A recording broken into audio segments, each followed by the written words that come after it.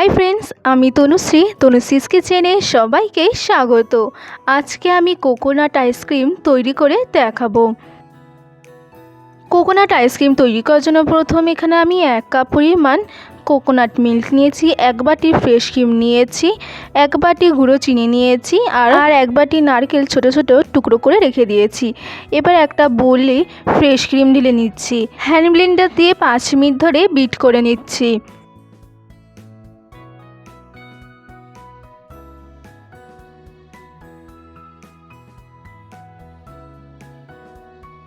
পাঁচ মিনিট ধরে বিট করে নিয়েছি। এবার গুঁড়ো চিনিটা দিয়ে দিচ্ছি, দিয়ে আবারও 1 মিনিট মতো বিট করে নিচ্ছি।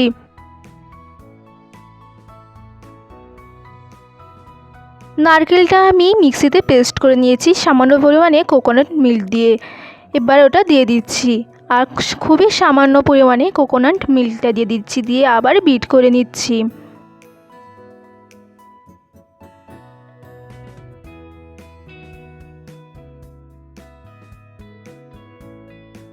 কোকোনাট আইসক্রিমের মিক্সারটা তৈরি হয়ে গেছে।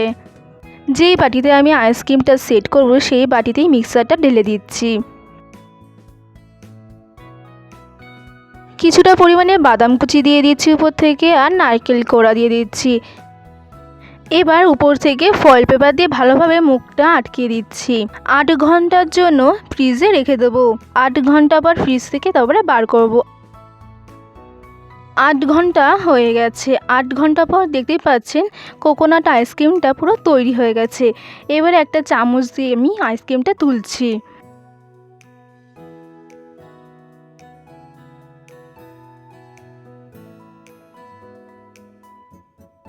কোকোনাট আইসক্রিম তৈরি হয়ে গেছে। খুব সহজে এইভাবে বাড়িতে কোকোনাট আইসক্রিম তৈরি করে নিন। আর আমার রেসিপি যদি আপনাদের ভালো লেগে থাকে অবশ্যই লাইক, কমেন্ট, শেয়ার, সাবস্ক্রাইব করতে ভুলবেন না।